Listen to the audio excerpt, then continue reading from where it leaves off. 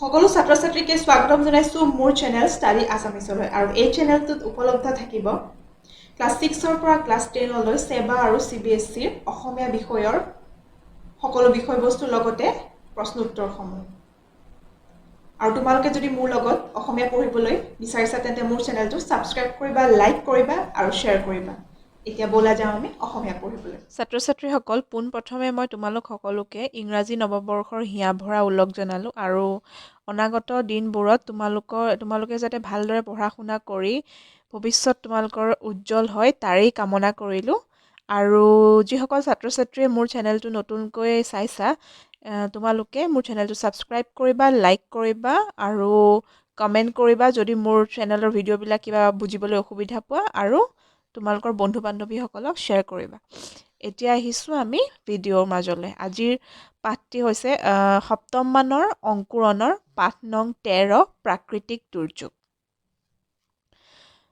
আমাৰ মনোৰম প্ৰকৃতিৰ বুকুলৈ কেতিয়াবা অনাকাংক্ষিত দুৰ্যোগ নামি আহে। এই প্ৰাকৃতিক দুৰ্যোগবোৰ হ'ল বানপানী, ভূমিকম্প, ধুমুহা, ঘূৰ্ণীবতাহ, বনজুই ইত্যাদি। এনে দুৰ্যোগৰ ফলত মানুহৰ লগতে পোহনীয়া জীৱ-জন্তুৰ প্ৰাণ বিপন্ন হয়, সা-সম্পত্তিৰ হানি বিঘিনি ঘটে আৰু ঘৰ-দুৱাৰ বা ৰাস্তা পদূলিৰো বিস্তৰ ক্ষতি হয়। সেই বিষয়ে সজাগতা সৃষ্টিৰ কাৰণে এই পাঠটি যুগুত কৰা হৈছে। ছাত্ৰ-ছাত্ৰীসকল তোমালোকে জানাই যে প্ৰাকৃতিক দুৰ্যোগ কেনেকুৱা ধৰণৰ কি হ'ব পাৰে, যেনে বানপানী, ভূমিকম্প, ধুমুহা, ঘূৰ্ণীবতাহ আৰু বনজুই। এইবোৰ কেতিয়াও আমি গম নাপাওঁ কেতিয়া আহিব, কেনেকৈ আহিব, কোনো সঠিক সময় নাথাকে। এইবোৰ কি হয় অনাকাংক্ষিত হয়, আমি ভাবিবই নোৱাৰোঁ কোনো সময়ত কেনেকুৱা বিপদ আহি যায়।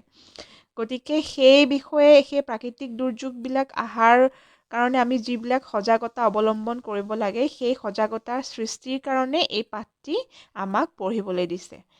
এতিয়া চাওঁ আহা পাঠটিতনো কি লিখা আছে।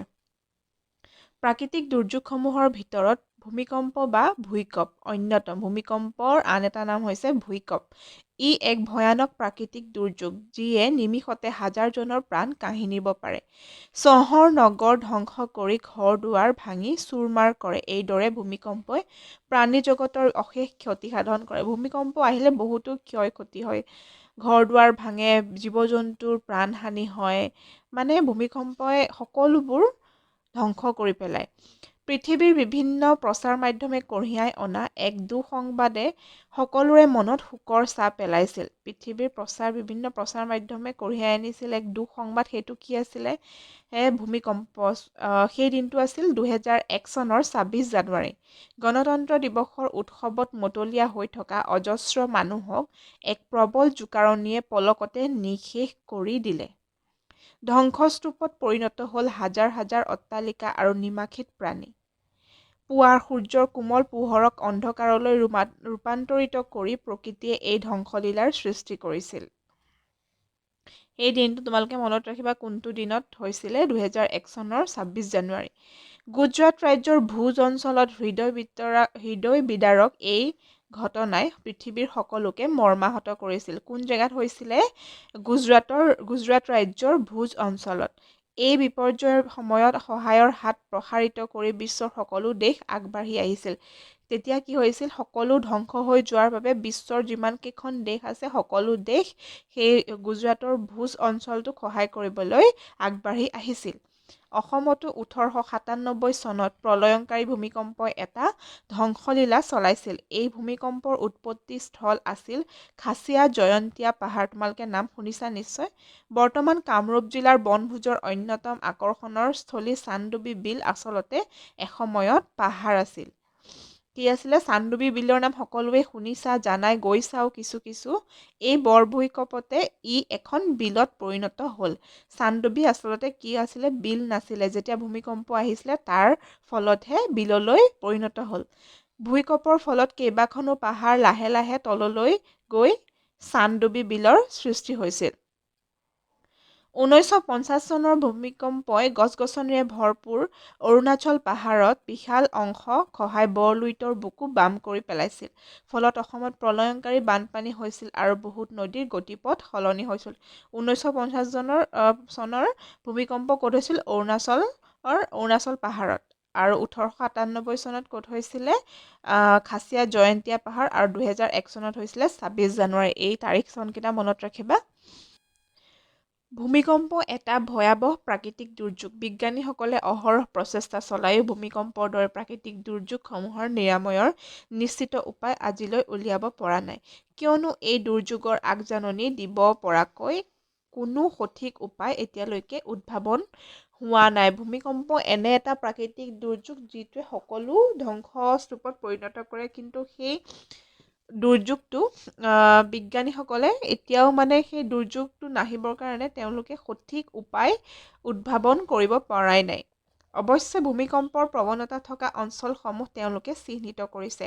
তিব্বত, চীন, জাপানৰ উপৰি অসমকে ধৰি ভাৰতৰ সমগ্ৰ উত্তৰ পূৰ্বাঞ্চল, হিমাচল প্ৰদেশ, জম্মু কাশ্মীৰ আৰু গুজৰাট ৰাজ্য ভূমিকম্প প্ৰৱণ অঞ্চল হিচাপে চিহ্নিত হৈছে। ভূমিকম্পৰ সময়ত ল'ব লগা সাৱধানতা সম্পৰ্কে অতীজৰে পৰা মানুহৰ মুখে মুখে বহু কথা চলি আহিছে।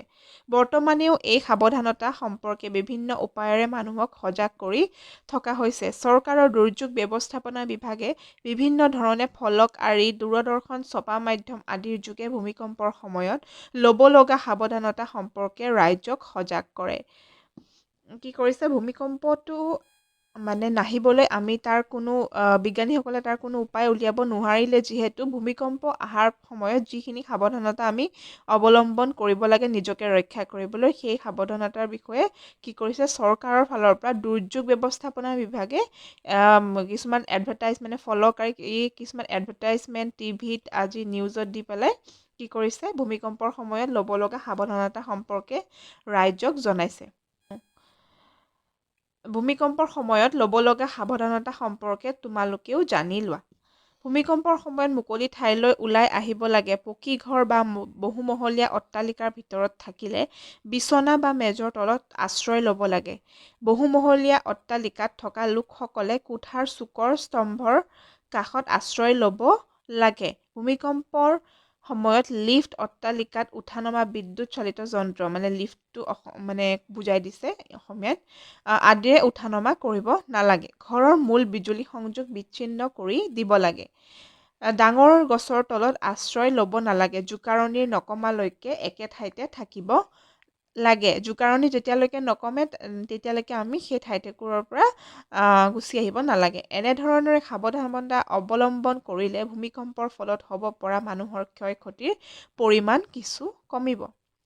ভূমিকম্পৰ দৰে আন এটা প্ৰাকৃতিক দুৰ্যোগৰ কথা কওঁ শুনা। তোমালোকে নিশ্চয় চুনামীৰ নাম শুনিছা নিশ্চয় তোমালোকে।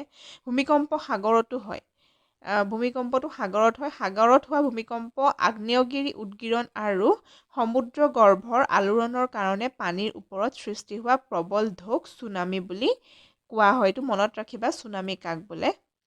2004 চনৰ 26 ডিচেম্বৰত এনে এটা ভূমিকম্পই ভাৰতৰ উত্তৰ-পূব উপকূলত এক মহাপ্ৰলয়ৰ সৃষ্টি কৰিছিল। ভাৰত মহাসাগৰত হোৱা এই চুনামিটোৱে শ্ৰীলংকা, ইণ্ডোনেছিয়া আদি দেশৰ লগতে ভাৰতৰ তামিলনাডু, আন্দামান নিকোবৰ দ্বীপপুঞ্জ আদি অঞ্চলৰ লাখ লাখ মানুহক গৃহহাৰা কৰিছিল। গৃহহাৰা মানে তেওঁলোকৰ ঘৰবোৰ ধ্বংস হৈ গৈছিল, তাৰ ফলত তেওঁলোক থাকিবলৈ ঘৰ নোহোৱা হৈছিল। ভূমিকম্পটোৱে সৃষ্টি কৰা চুনামীৰ গতিবেগ অতি তীব্ৰ আছিল। এনে প্ৰাকৃতিক দুৰ্যোগবোৰে সময়ে সময়ে আমাৰ মাজত সঁচাকৈ আলৈ আহুকালৰ সৃষ্টি কৰে, নহয়নে? সেয়েহে আমি সদায় সচেতন হ'ব লাগে যাতে এনে দুৰ্যোগ আমাৰ বেছি ক্ষতি সাধন কৰিব নোৱাৰে। যিহেতু প্ৰাকৃতিক দুৰ্যোগ অহাটো আমি বন্ধ কৰিব নোৱাৰোঁ, সেয়েহে আমি তেনে সময়ত যাতে আমাৰ বহু পৰিমাণে ক্ষতি নহয়, তাৰ কাৰণে আমি কি কৰিব লাগে, কিছুমান সাৱধানতা অৱলম্বন কৰিব লাগে। সেই বিষয়ে এই পাঠটিত যুগুত কৰিলে। বুজি পালা নিশ্চয় ছাত্ৰ ছাত্ৰীসকল। এতিয়া আমি আলোচনা কৰোঁ আহা ইয়াৰ প্ৰশ্নোত্তৰসমূহ। 1 নম্বৰ উত্তৰ দিয়া। ক নম্বৰ চোৱা, অসমত প্ৰলয়ংকাৰী ভূমিকম্প হোৱা চন দুটা কি কি? উত্তৰ 1897 আৰু 1950 চনত অসমত প্ৰলয়ংকাৰী ভূমিকম্প হৈছিল। খ নম্বৰ 1897 চনত অসমত হোৱা ভূমিকম্পৰ উৎপত্তি স্থল ক'ত আছিল? 1897 চনত অসমত হোৱা ভূমিকম্পৰ উৎপত্তি স্থল হ'ল খাচিয়া জয়ন্তীয়া পাহাৰ।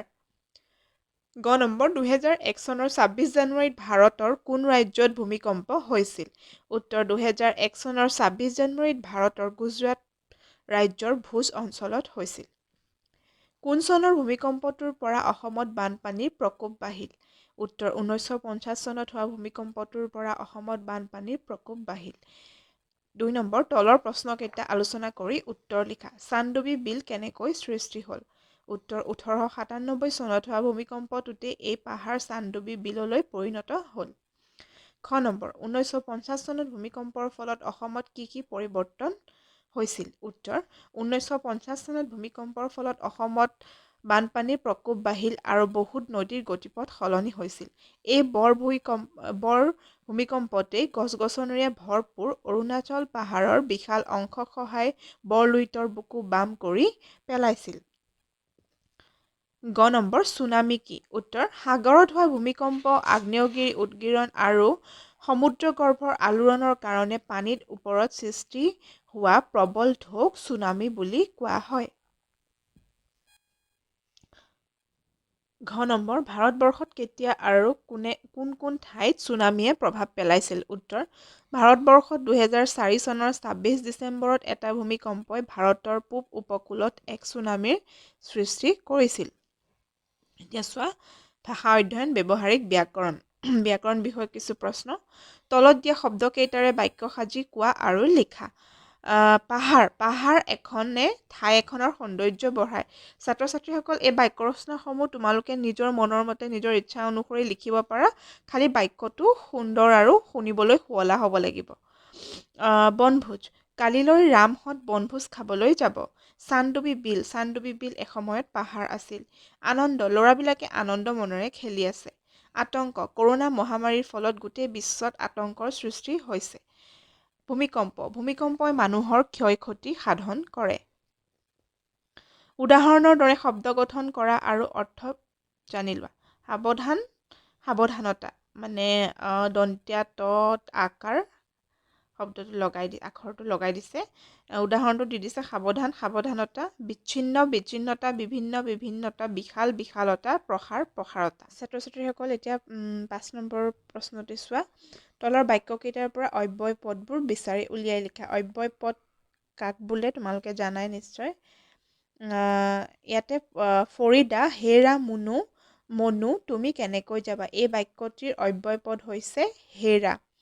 মোন বাছ বা ৰিক্সাৰে যাম বুলি ভাবিছোঁ। ইয়াত হৈছে অব্যয় পদ বা। ফৰিদা পিছে মই এতিয়া নাযাওঁ দিয়া। ইয়াতে অব্যয় পদ হৈছে এতিয়া। মনু বাৰু হ'ব দিয়া। ইয়াৰ অব্যয় পদ হৈছে বাৰু। ফৰিদা আজি যে কি গৰম। মনু মোক ঠাণ্ডা পানী এগিলাচ দিবানে? ইয়াত অব্যয় পদ দুটা আছে আৰু নে। মনু হয় দিছোঁ ৰ'বা। ইয়াত অব্যয় পদ হৈছে হয়। হয়টো হৈছে সন্মতিসূচক অব্যয়। ফৰিদা তুমি কাৰ লগত বজাৰলৈ যাবা? ইয়াত অব্যয় পদ হৈছে কাৰ। মনু মই আৰু শেৱালি একেলগে যাম। ইয়াত অব্যয় পদ হৈছে আৰু। গতিকে ছাত্ৰ ছাত্ৰীসকল পাঠটি নিশ্চয় বুজি পালা। ইয়াত যদি কিবা তোমালোকৰ অসুবিধা আছে, বুজি পোৱা নাই, তেতিয়াহ'লে মোক কমেণ্ট বক্সত সুধিবা। মই নিশ্চয় তোমালোকৰ উত্তৰ দিবলৈ চেষ্টা কৰিম। আৰু যোনে মোৰ চেনেলটো নতুনকৈ চাইছা তেওঁলোকে ছাবস্ক্ৰাইব কৰিবা। আকৌ এবাৰ কৈছোঁ তোমালোকৰ বন্ধু বান্ধৱীসকলক শ্বেয়াৰ কৰিবা, যাতে সিহঁতেও মোৰ এই চেনেলটোৰ সহায়ত কিছু উপকাৰ হ'ব তেওঁলোকৰ। গতিকে আজিলৈ ইমানেই। ধন্যবাদ।